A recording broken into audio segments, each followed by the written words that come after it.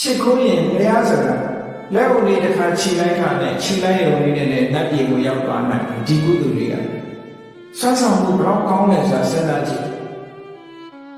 မရဂုဏကြီးသူတို့သားတွေကဘုရားဘာသာမဟုတ်ဘူး